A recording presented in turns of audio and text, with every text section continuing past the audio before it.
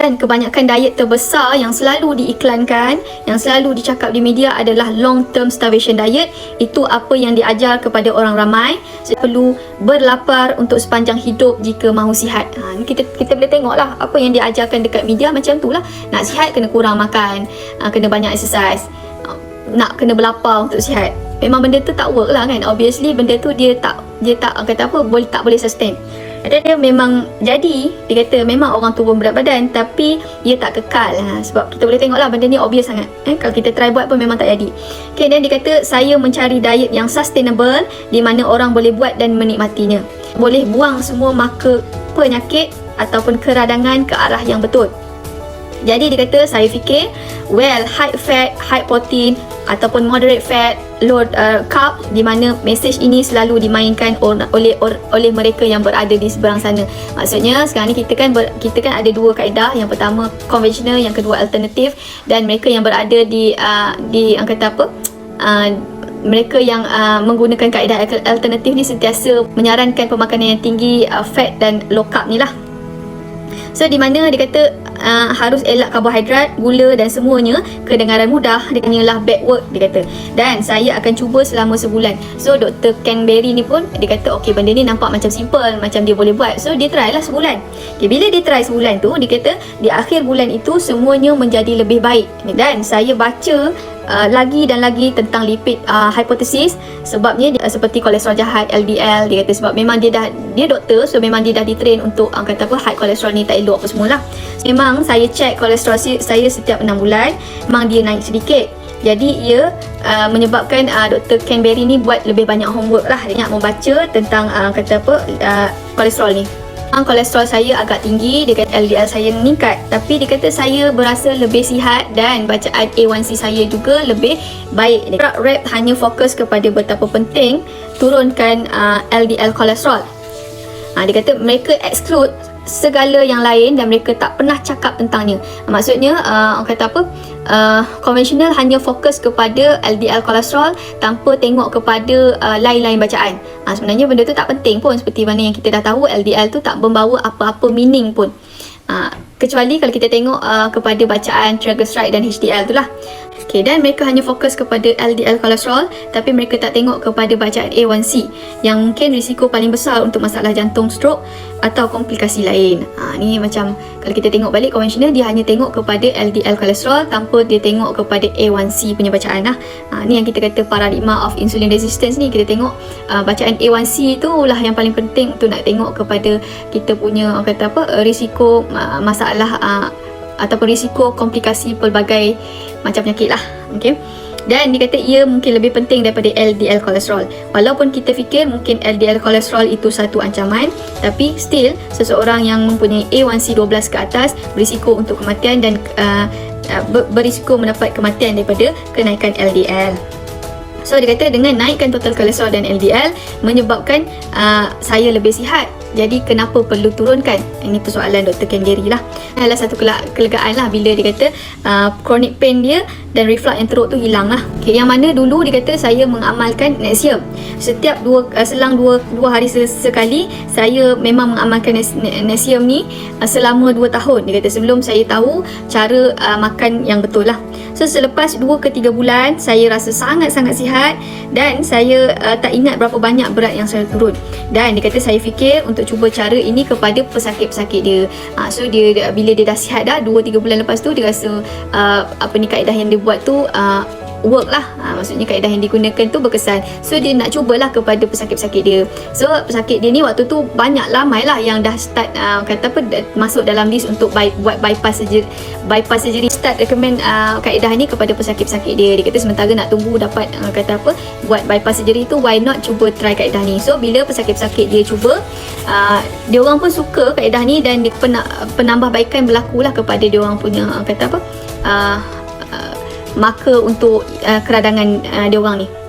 Ada antara pesakit dia kata yang perlukan pembedahan lutut cancel untuk operation sebabnya rasa semakin sihat dan mereka hanya nak stay kepada diet jenis tu lah. Dan semua ini kedengaran fishy lah kepada kalau kita bercakap benda ni dengan orang lain pun dia kedengaran macam fishy lah. Orang tak akan orang takkan percayalah untuk kebanyakan orang. Tapi dia kata saya kenal mereka adalah pesakit saya selama 5 ke 6 tahun. Dia kata mereka memang real people, orang yang sebenar. Okay, bila kaedah ni dia orang kata cuba untuk setiap pesakit dia tanpa terkecuali, dia kata semuanya orang kata inflammation jadi lebih baik. Inflammation boleh jadi di kulit, di usus, ataupun di lutut, ataupun di otak, ataupun mental activity. Semuanya keradangan dan consequences of inflammation get better. Maksudnya semua keradangan ini menjadi semakin baik lah. Ni apa yang kita praktis pun sama juga. Bila saya suruh pesakit elak ke semua grains ni, kalau Dr. Ken Berry ni dia mengamalkan keto diet, dan dia kata apa, dia suruh lah, dia suggest pesakit dia untuk elak semua grains ni, termasuklah semua GMO, whole grain yang kata, dan mereka jadi lebih baik dari segi fizikal dan mental. Jika sesiapa ingin melawan ataupun argue finding ini, dia kata lebih baik sediakan top research, bukan sekadar observation. Jika seseorang itu sakit teruk, ada masalah metabolik, penyakit metabolik, sangat inflame dan rasa sangat teruk, bila mereka cuba kaedah ini, mereka akan rasa lebih sihat. Dan dia kata saya tak perlu cakap lagi, mereka hanya perlu buat dan mereka sendiri akan dapat rasainya. Dia tak perlu cakap banyak, buat saja dan rasa sendiri lah. Dia punya kesan dia. Dan saya dapat banyak tentangan daripada doktor-doktor muda yang berumur 20-an yang dilatih atau nutritionist spek. Dr. Gary ni dia dapat tentangan lah. Biasalah apabila kita kata apa, melawan arus, memang kita akan dapat tentangan lah. Benda ni benda biasalah, semua orang akan kena benda ni. So dia kata saya mendapat banyak tentangan daripada doktor-doktor muda ni lah. Okay, dia kata mereka tak pernah obes, mereka tak pernah overweight, mereka tak pernah sakit, mereka tak pernah inflame, mereka sihat. And then dia kata mereka bertuah dapat genetik yang bagus dan mereka boleh makan apa sahaja yang mereka mahu dan mereka masih rasa bagus dan kesihatan yang baik. Dia kata ia juga berlaku kepada saya. Pada umur 22 tahun, saya memang mempunyai six pack tanpa saya perlu training. Dia kata ini saya pun alaminya. Jika anda minta nasihat pemakanan daripada saya waktu tu, saya tak tahu apa nak nasihatkan sebab semua jenis diet dia kata work untuk dia. So samalah macam doktor-doktor muda ni, apa jenis diet semuanya orang kata apa boleh saja kan. Dia sebab dia tak sakit lagi, dia tak tahu apa yang dia cakap. Ini sebabnya saya diserang oleh mereka yang masih muda dan berkata ia tidak semua, dia kata doktor-doktor muda ni hanya berpegang kepada teori kalori itulah. Mengatakan saya bodoh dan dia kata ia sains. Mereka ni memang degil lah, doktor-doktor muda dan nutritionist muda ni memang degil lah. Dia orang memang kata apa against kata apa yang Dr. Ken Gary ni buat. Seperti anda tak tahu kerana anda masih muda dan dia kata anda tak pernah fikir tentang diet. Sebab semua diet yang waktu muda, bila kita makan apa semua pun, maksudnya tak jadi isu pun. Kalau kita muda memang kita makan apa pun semua boleh. Anda boleh hidup dengan makan yang banyak dan masih kelihatan sama, kelihatan hebat, dia kata, dan masih rasa hebat lah. Juga sama lah waktu saya berumur 20-an dulu, sama saja. Dr. Ken Berry kata dia pun alami benda yang sama. Tahu saya pernah jalani kehidupan seperti anda, dia kata. Tapi budak-budak tak tahu apa yang mereka cakap. Dari situ saya dapat the biggest negative feedback lah. Maksudnya memang dia dapat tentangan lah. Yelah, Dr. Ken Berry ni dia seorang doktor dan memang dia ada nama. Bila orang famous ni cakap benda yang macam ni, memang dia kena hentam lah. Okay, dan kebanyakan doktor datang kepada dia dan bercakap tunggu sekejap, tunjukkan saya sains. So doktor-doktor ni serang dia lah, dia tanya mana sains. So dia kata saya swab them dengan katakan anda yang patut tunjukkan saya di mana sains, dia kata. So sebab dia kata kerana apa yang saya cakap dan saya buat ni tentang evolution, evolution kata apa, essentially appropriate dan ia make sense, dia kata. Macam doktor-doktor ni dia dah sepatutnya dia orang lah ada data yang menunjukkan apa yang dia orang buat betul-betul, sebab memang itu kerja dia orang.